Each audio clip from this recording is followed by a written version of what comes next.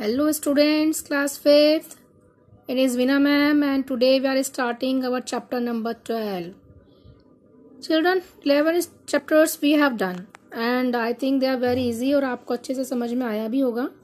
And because मैं आपको one by one और each line और each word का मैं आपको translation बता रही हूँ जिससे कि सभी बच्चे इसको समझ सकें whether they are from English medium और हिंदी मीडियम, चाहे वो इंग्लिश मीडियम के हों या हिंदी मीडियम के हों. तो जब तक अच्छे से आप समझोगे नहीं तो आप फिर कैसे पेपर सॉल्व करोगे. और मैं आपको बच्चों क्वेश्चन आंसर भी दे रही हूँ. जो क्वेश्चंस आपके चैप्टर के बीच बीच में पूछे गए हैं ना, तो ये आपके एग्जाम्स में भी आते हैं.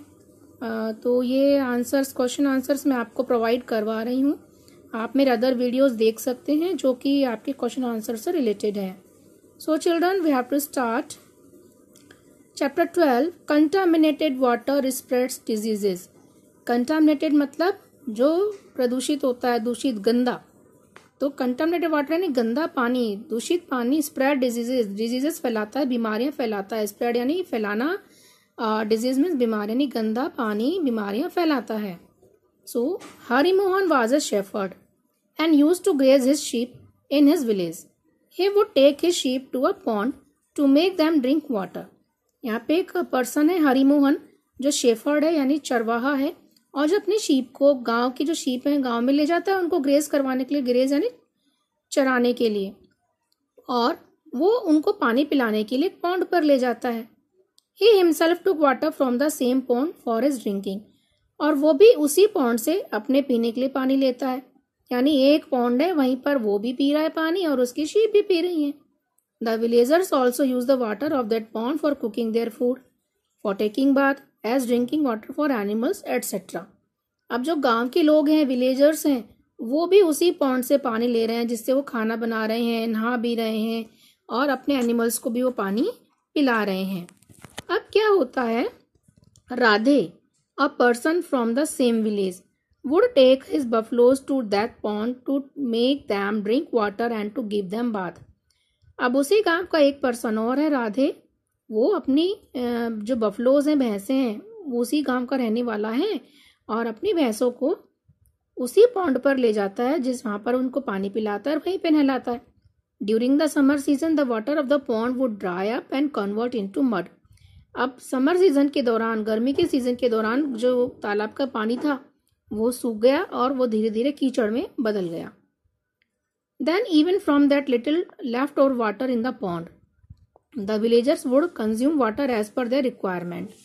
The villagers remained ill most of the time. अब क्या हुआ, वो जो पानी था, मड जो बन गया, कीचड़ जो बन गया था, उसमें पानी बहुत कम बचा था. अब गांव वाले उसी पानी को अपना जितनी उनको जरूरत होती थी उतना वो यूज कर लेते थे उसमें से लेकर. अब क्या हुआ, ज्यादातर जो गांव वाले थे बीमार रहने लगे. देखो यहाँ पर आप ये पिक है ना, इसी तरह के पॉन्ड्स आपने देखे होंगे विलेजेस में, किस टाउन्स में. देखो यहाँ पर बच्चे खेल भी रहे हैं, फिशेस भी पकड़ रहे हैं. सी, ये मडी वाटर जहाँ कीचड़ होता है, पानी भी होता है. ओके, सो एक हमारे लिए यहाँ पर कोटेशन है, do not let the waste water discharge from the household accumulated. Do not let the waste water discharge from the household accumulated. यानी कि घरों से जो गंदा निकलने वाला पानी ना, उसको हमें हर जगह ऐसे ही नहीं कर देना, इकट्ठा नहीं करना चाहिए कहीं पर भी. ओके, उसका कुछ ना कुछ यूज होना चाहिए. जैसे हमारे घरों से निकलता है ना, हम उसको अपने गार्डन वगैरह में डाल सकते हैं. Now here are some questions. What is the difference between the river water and the water accumulated in a pit. एक नदी के पानी में और एक गड्ढे में जो पानी भरा हुआ होता है, इकट्ठा होता है, उसमें क्या डिफरेंस है, क्या अंतर है. Where do you see stagnant water in your nearby area? आपके आसपास के एरिया में ऐसा कोई स्टैगनेंट वाटर है, यानी कि ऐसा कलेक्टेड वाटर है जहाँ एक जगह इकट्ठा हो रहा हो, गंदा हो रहा हो. Why is there a foul smell from the water accumulated in a pit? जब किसी गड्ढे में, पिट यानी गड्ढा, कि जब किसी गड्ढे में कोई पानी कलेक्ट होता है तो उसमें से गंदी स्मेल क्यों आती है. फॉल स्मेल मीन्स गंदी smell. Why there is no foul smell in the flowing water of rivers or streams? जबकि नदी और झरनों के पानी में से जो बहता हुआ पानी होता है उसमें से फॉल स्मेल क्यों नहीं आती है. हरी मोहन से sister Alka saw a pit with stagnant water behind her school. Hari Mohan की सिस्टर है अलका, उसने अपने स्कूल के पीछे इसी तरह जो रुका हुआ पानी है, स्टैग्नेंट वाटर, रुका पानी जो कलेक्टेड है, एक पिट में देखा। When she looked inside the pit carefully, she saw insects in it. She also saw many mosquitoes sitting on that dirty water. उसने जब उस गड्ढे में ध्यान से देखा, उस पानी में, उसने देखा कि उसके अंदर तो बहुत सारे इंसेक्ट्स हैं और बहुत सारे जो मच्छर हैं वो उस गंदे पानी के ऊपर बैठे हुए हैं। When she touched the plants near the pit, many mosquitoes flew from there. उस पिट के आसपास कुछ पौधे भी उगे हुए थे। वहां उसने जब उन पौधों को छेड़ा थोड़ा सा तो बहुत सारे मच्छर वहां से उड़ के गए। Outside अलकाज house there is a very beautiful garden. Alka के घर के बाहर एक बहुत सुंदर गार्डन था। But they can not play there in the evening because the mosquito trouble a lot bye biting. अब लेकिन उस गार्डन में वो खेल नहीं सकते थे शाम को, क्योंकि वहां पर बहुत मच्छर हो जाते थे और उनको काट लेते थे। Now with the help of your teacher, carefully collect water in a glass from any pit having stagnant water in your nearby area and observe it. अब आपको क्या करना है, अपने टीचर की हेल्प से ये वाटर किसी पिट में से कलेक्ट करना है जो कि गंदा वाटर होता है और उसको ऑब्जर्व करना है। अब अभी मान लो आप लॉकडाउन में घर पे हैं तो आप पिट में से तो नहीं ले सकते, टीचर तो आपके साथ नहीं हो सकता। Then you can take help of your elders at home. Now observe करना है हमें और बताना है what do you see in the glass filled with the water collected from the pit, कि आपने जो पानी भरा है गिलास में पिट में से लेकर उसमें आपको क्या दिखाई दे रहा है। Can you see small organisms और इंसेक्ट इन इट, क्या आपको इसके अंदर कुछ छोटे छोटे ऑर्गेनिजम्स या इंसेक्ट्स दिखाई दे रहे हैं। In stagnant water many small organisms और insects are there and mosquitoes are seen sitting on the surface of water. They lay their eggs in the water. अब जो स्टेगनेंट वाटर होता है, रुका हुआ पानी होता है ना, गंदा हो जाता है धीरे धीरे, उसके अंदर बहुत सारे मॉस्किटोज इंसेक्ट्स ये सब डेवलप हो जाते हैं और उसके अंदर वो अपने अंडे भी देते हैं। और अंडों में से क्या निकलते हैं फिर लार्वा। लार्वा का मतलब baby mosquitoes comes out of the eggs. Lighter the larva convert into an adult mosquito. अब ये जो लार्वा होते हैं एग से बाहर निकलते हैं और धीरे धीरे एडल्ट मॉस्किटो में कन्वर्ट हो जाते हैं, बदल जाते हैं। Radhe's brother Mohit plays in the garden daily in the evening. Radhe का ब्रदर था मोहित, अब वो डेली शाम को गार्डन में खेलता था। Many mosquitoes are there. Yesterday night he felt very cold and then suffered with high fever. बहुत सारे मच्छर भी उस गार्डन में थे। अब वो मच्छर उसको खा गए, बाइटिंग की उन्होंने। तो पिछली रात क्या हुआ, उसको बहुत ठंड लगी और वो बहुत तेज बुखार से तड़पने लगा। सफर का मतलब तड़पना। When he vomited, then there was excessive sweating and his body temperature decreased. अब एक बार उसको क्या हुआ, वॉमिटिंग वगैरह हुई, पसीने आने लगे बहुत तेज और धीरे धीरे उसकी बॉडी का जो टेम्परेचर था कम होने लगा। His father took him to this hospital where he got his blood tested. अब क्या हुआ, उसके पापा उसे हॉस्पिटल ले गए और उसका ब्लड का टेस्ट हुआ। Doctor said Mohit is suffering from malaria disease. Doctor ने कहा इसको तो मलेरिया हो गया है। Now, think and answer. Why did Mohit suffer from malaria? मोहित को मलेरिया क्यों हुआ? What are the symptoms of malaria? Malaria के symptoms क्या हैं? Now see, there is a table, and this is very important. This is very important. See, small sting, big danger. यानी मच्छर काटता तो छोटा सा लेकिन उससे खतरा बड़ा होता है। Protection is better than cure. मतलब कि protection is better than cure का मतलब होता है कि प्रोटेक्शन यानी कि सुरक्षा ज्यादा जरूरी है। मीन्स दवाई लेने से अच्छा है कि हम अपने आप को प्रोटेक्ट रखें, सुरक्षा करें अपनी। Join hands to fight against dengue, malaria and chikungunya. और इन बीमारियों से बचने के लिए हमें अपने हैंड्स ज्वाइन करने के, एक साथ मिलकर हमें इनसे लड़ना होगा। देखो टेबल में अब slip inside the mosquito nets only. अब हम प्रोटेक्शन कैसे कर सकते हैं, हमें मच्छरदानी के अंदर सोना चाहिए। Put mesh on the windows and door and use mosquito repellent products. हमें क्या करना चाहिए, पर्दे लगा के रखने चाहिए और मॉस्किटो रिपेलेंट यूज करने चाहिए। जैसे अपन गुड नाइट मैट लगाते हैं ना, कछुआ भी जलाते हैं, कछुआ अगरबत्ती जलाते हैं, गुड नाइट मैट लगाते हैं, ये सब क्या है, मॉस्किटो रिपेलेंट्स हैं। Wear light colored clothes and cover your hands and legs completely. हल्के रंग के कपड़े पहनने चाहिए और अपने हाथों को पैरों को पूरा तरह ढकना चाहिए। Replace water of coolers, fridge and barrels है every week. यानी कि कूलर का पानी हमको चेंज करते रहना चाहिए, फ्रिज में भी कोई पानी कलेक्ट नहीं होने देना चाहिए। अब जैसे फ्रिज को डिफ्रॉस्ट करते हैं तो फ्रिज के पीछे टेबल वो होती है, कंटेनर होता है, उसमें डिफ्रॉस्ट का पानी कलेक्ट हो जाता है, तो हमको उसको हटा देना चाहिए और उसको फिर से साफ करके लगाना चाहिए। Don't let the water accumulate in empty containers, pots, tyres near the tube wells. अब कोई भी जो वाटर सोर्स है उसके आसपास पानी कलेक्ट नहीं होने देना चाहिए। और दूसरा, यदि जैसे हमारे घर में खाली कंटेनर है, कोई बर्तन है, टायर है, उनमें भी पानी कलेक्ट नहीं होने देना चाहिए।